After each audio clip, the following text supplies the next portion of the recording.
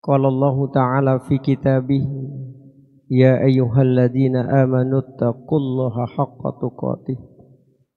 Sadaqallahul azim wa sadaqa rasuluhun nabiyyul habibul karim wa nahnu ala dzalika minasy syahidin wasyakirin walhamdulillahi rabbil alamin.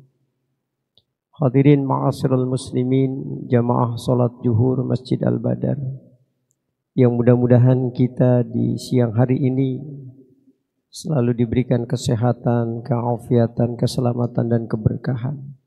Dan semoga hidup kita selalu berada dalam ridho dan kasih sayang Allah Subhanahu wa taala. Amin ya rabbal alamin. Hadirin sekalian yang dimuliakan Allah Subhanahu wa taala.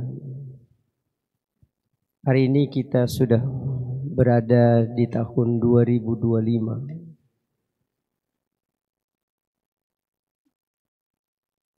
Kita bersyukur kepada Allah masih diberikan nikmat panjang umur oleh Allah. Mudah-mudahan nikmat panjang umur ini mampu menghantarkan kita sebagai hamba-hamba Allah yang terbaik.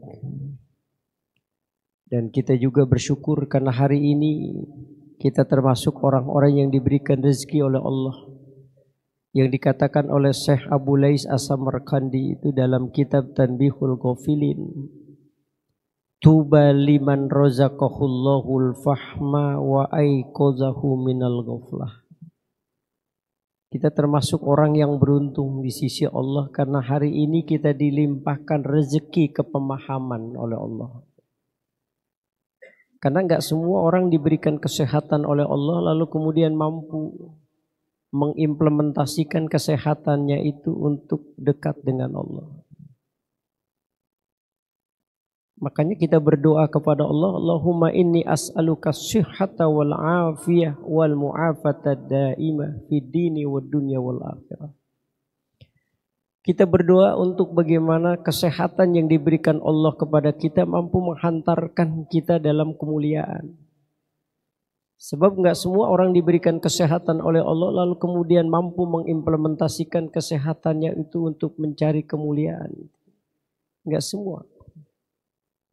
Maka kita bersyukur hari ini diberikan oleh Allah kepemahaman kita di dalam beragama. Wa aiqazahu minal ghaflah.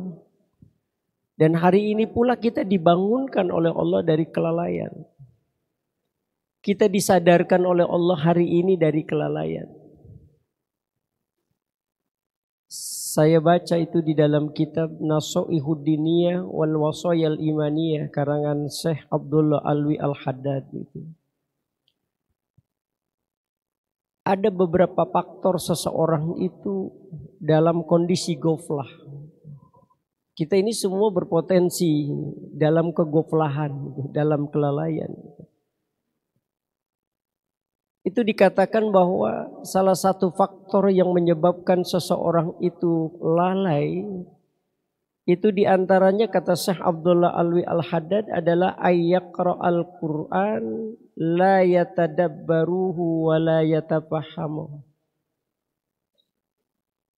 Seseorang yang membaca Al-Quran tetapi dia tidak mampu mentadaburi Al-Quran dan memahami Al-Quran akan maknanya.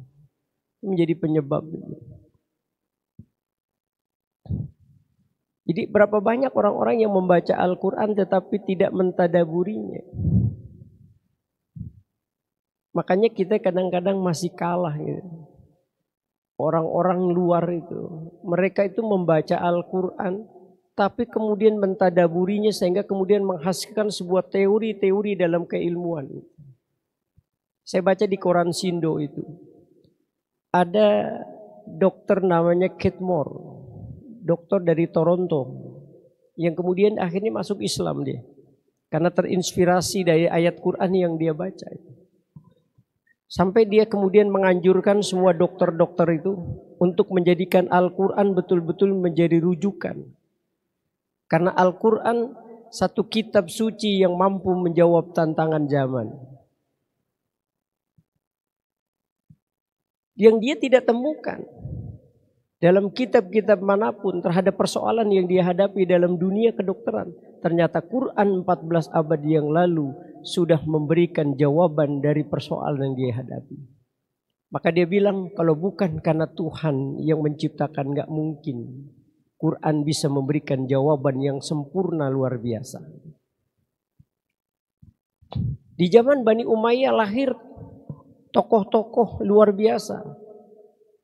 Kita kenal ada Ibnu Rus, ada Ibnu Sina, ada Ibnu Khaldun. Mereka tokoh-tokoh yang orang barat mengatakan kita mesti bersyukur, kita mesti berterima kasih dengan ilmuwan-ilmuwan muslim. Kenapa? Karena mereka lah yang telah membuka jendela ilmu pengetahuan yang sampai sekarang kita bisa menikmati. Dari mana mereka bisa menghasilkan teori-teori dalam dunia keilmuan? Karena Al-Quran yang menghantarkan mereka.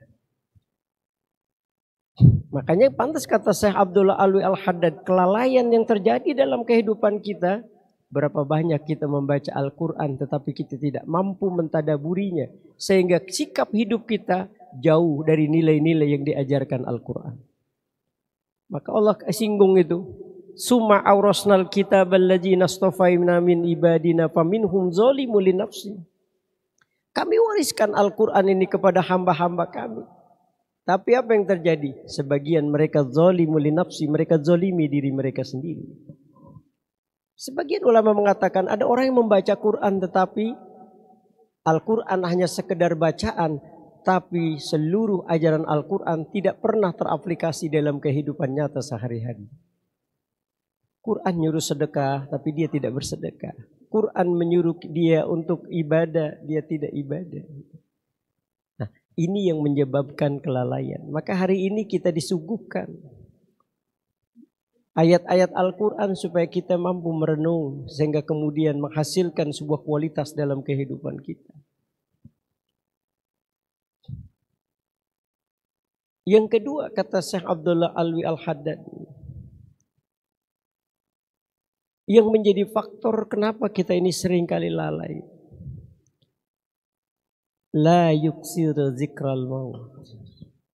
Kita enggak pernah mampu membaca, kita tidak pernah merenung, tidak banyak mengingat-ingat akan kematian. Ini juga menjadi faktor. Makanya Rasulullah Shallallahu Alaihi Wasallam sering tuh mengulang, kafa bil mauti wa'idzah. Sudah cukup kematian itu jadi nasihat buat kita.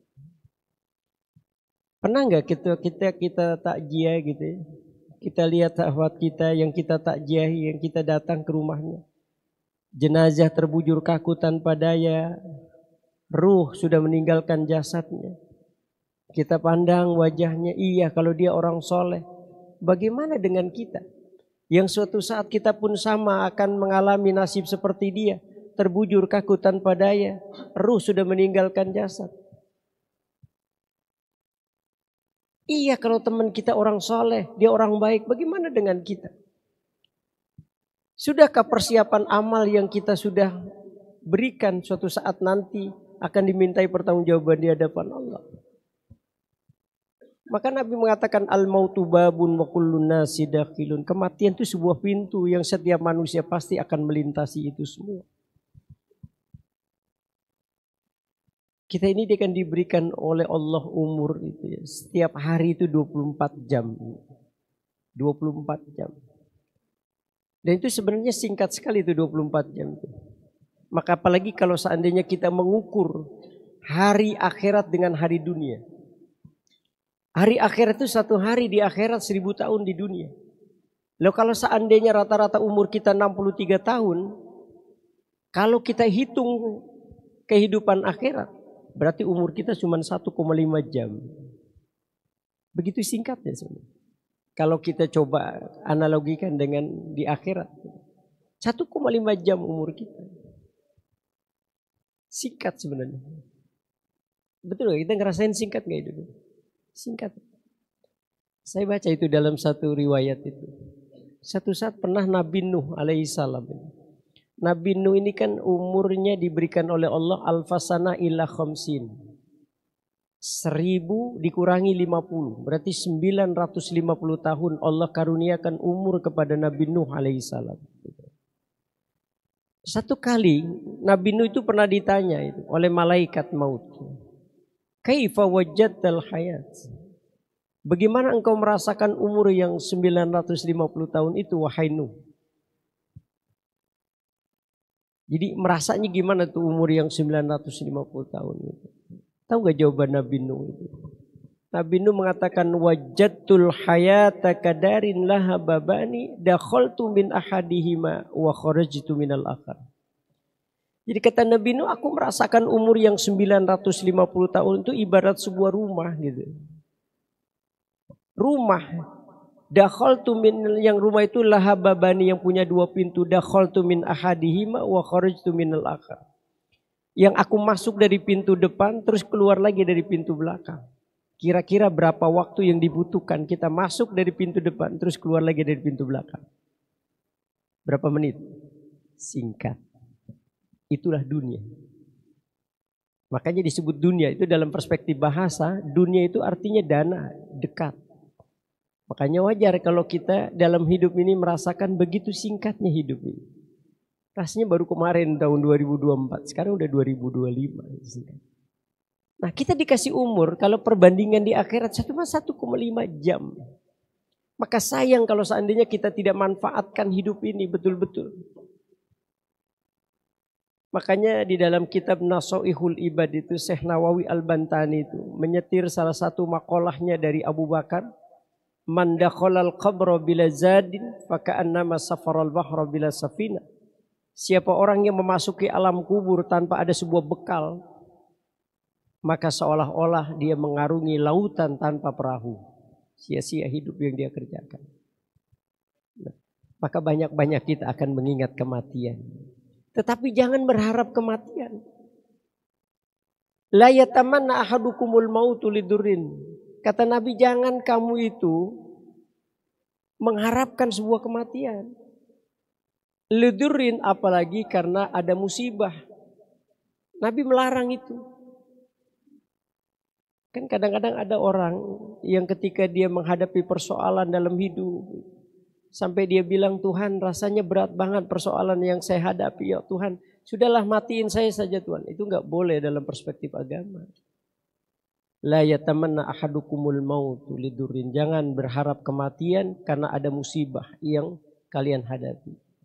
Tapi mengingat kematian dibenarkan.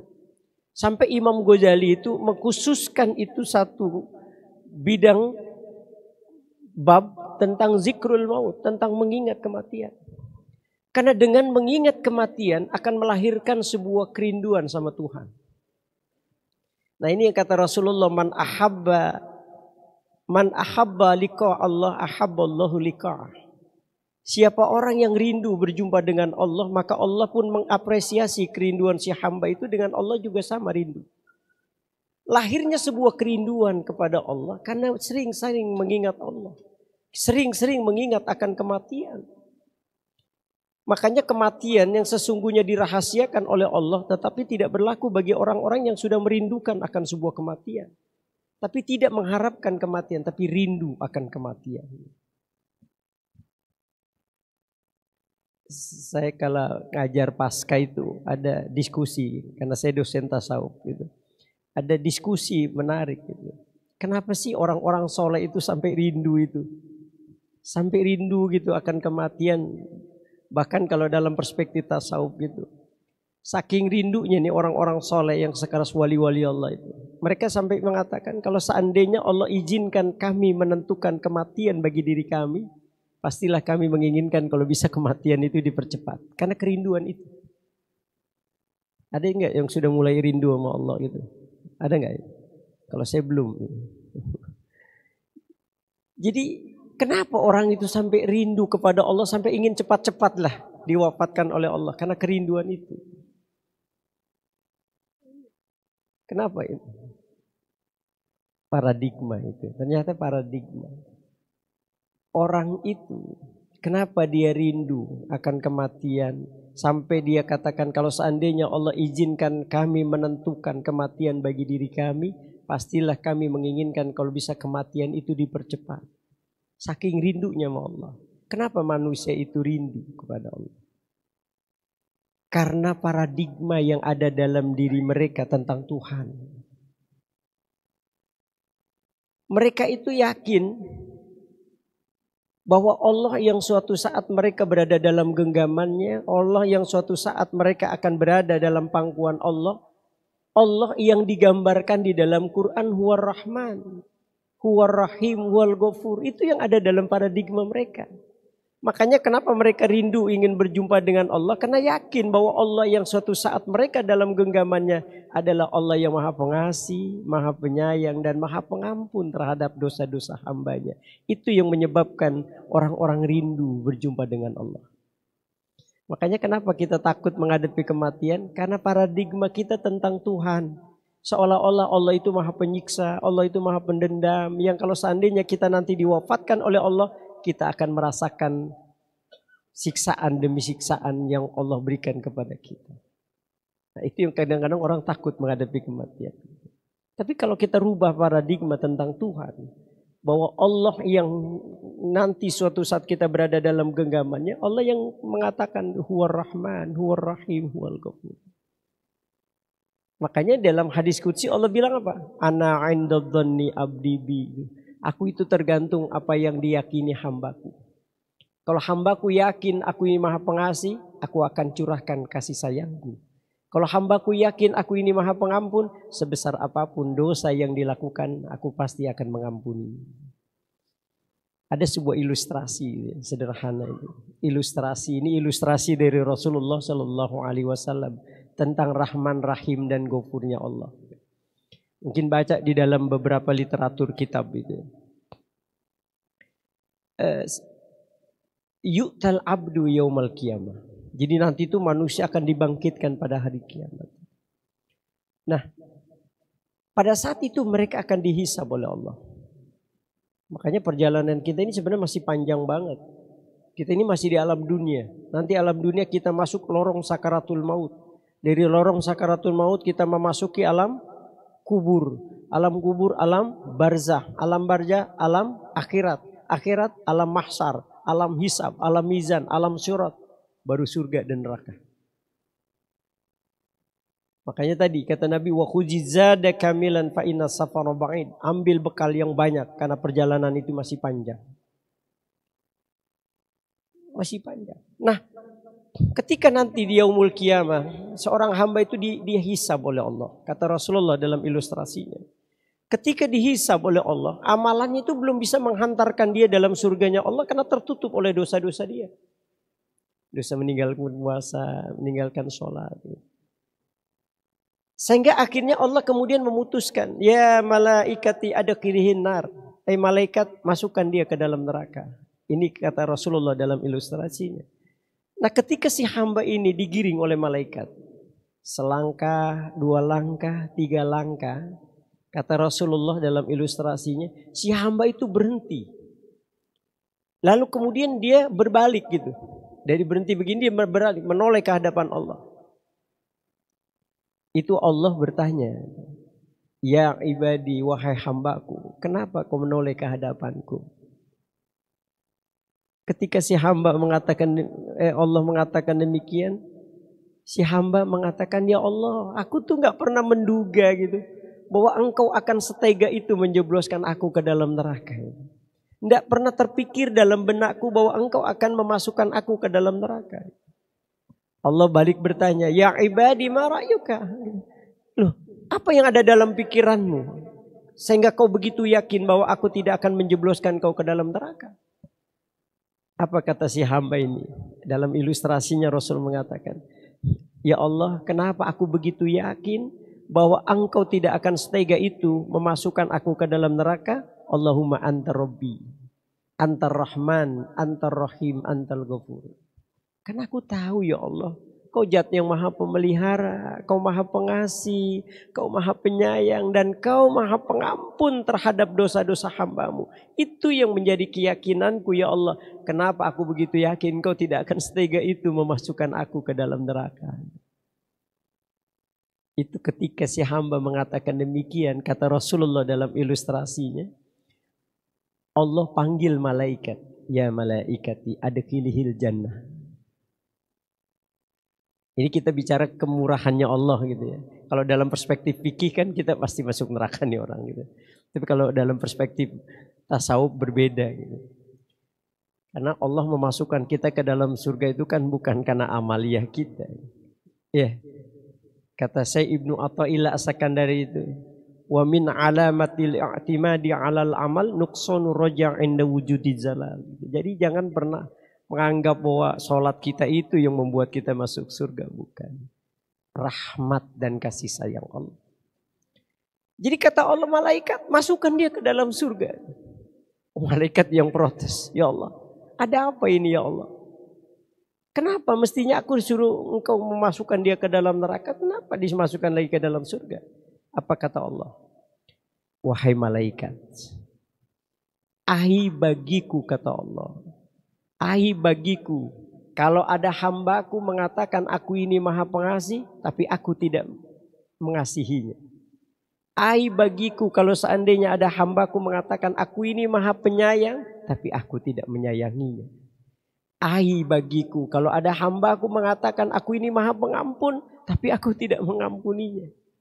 Hei malaikat, kalau ada hambaku mengatakan aku ini maha pengasih, aku berhak mengasihinya. Kalau ada hambaku mengatakan aku maha penyayang, aku berhak menyayanginya. Dan kalau ada hambaku mengatakan aku maha pengampun, sebesar apapun dosa yang dia lakukan, kata Allah, walaupun sepenuh langit dan bumi, aku berhak untuk mengampuninya. Rasul menambahkan dalam ilustrasinya, kata Allah, hai malaikat, kalau seandainya dia mengucapkan kalimat aku ini maha pengasih, maha penyayang, diucapkan itu sebelum proses perhisaban, kata Allah, aku sudah masukkan dia ke dalam surga sebelum aku hisab dia. Makanya di dalam yaumul hisab ini nanti ada allazina yadkhulunal jannah bihisabin, ada allazina yadkhulunal jannah bighairi hisab. Jadi ada orang yang masuk surga nanti itu dihisab dulu, ada orang yang enggak dihisab. Udah enggak dihitung lagi Allah. Siapa mereka? Mereka orang-orang yang enggak pernah buat perhitungan kepada Allah dalam kehidupan dunia. Kita ini kan masih hitung-hitungan nih ibadah kita. Iya enggak? Ada orang yang ibadahnya pengen masuk surga, hitung-hitungan namanya. Take and give. Saya ibadah, konsekuensinya pahala. Itu ada orang yang hitung-hitungan gitu. Maka dalam perspektif tasawuf tuh ada nanti orang masuk surga ditanya oleh Allah, fulan, kenapa kau masuk surga? Aku beribadah ya Allah selama 80 tahun. Nyaris aku enggak pernah berbuat dosa ya Allah. Karena ibadahku ya Allah. Kata Allah, ya kau di surga sesuai dengan ibadahmu 80 tahun. Loh kok bisa begitu ya Allah? Iya. Loh bagaimana dengan ayat yang kau sampaikan, innallazina amanu wa amilus solihati ulaika ashabul jannah hum fiha khalidun.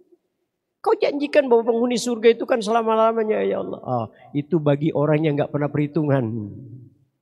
Yang hitung-hitungan ya aku juga hitung-hitungan. Makanya sekelas Robi'atul Adawiyah itu bagus sekali itu. Robi'atul Adawiyah itu sebagai sebuah cerminan rasa mahabbah. Mahabbah. Ada yang lebih tinggi lagi Pak ternyata ini. Saya baca dalam kitab Mukassafatul Qulub Imam Ghazali, ada yang disebut dengan isyik gitu. Isyik itu kalau bahasa kita asyik. Itu luar biasa itu kalau udah penghambaan kepada Allah. Kan Robiah itu kelihatan ya dari doanya itu ya. Robiah itu bilang, ya Allah kalau seandainya aku beribadah kepadamu karena takut masuk ke dalam neraka ya Allah, masukkan saja aku ke dalam neraka ya Allah. Tapi perbesar tubuhku agar isi neraka itu hanya cukup diriku saja, orang lain gak ada kesempatan masuk ke dalamnya. Coba kalau seandainya kita ini, ya Allah kalau seandainya saya masuk neraka, tolong teman-teman yang di Al-Badar bisa masuk semua. Tapi kalau seandainya aku beribadah karena menginginkan surgamu ya Allah, berikan kepada hambamu yang lain. Karena bagiku engkau sudah cukup ya Allah. Gitu. Ya. Jadi begitu Rahman kasih sayang. Jadi soal paradigma, kenapa orang itu rindu dengan berjumpa dengan Allah? Karena paradigma yang ada di dalam diri kita. Maka banyak-banyaklah kita mengingat akan kematian. Karena itu yang akan menumbuhkan mahabbah, kecintaan kita kepada Allah.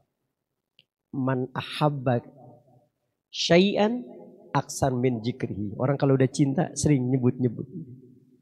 Ya, maka kalau zikir itu Pak, zikir ya.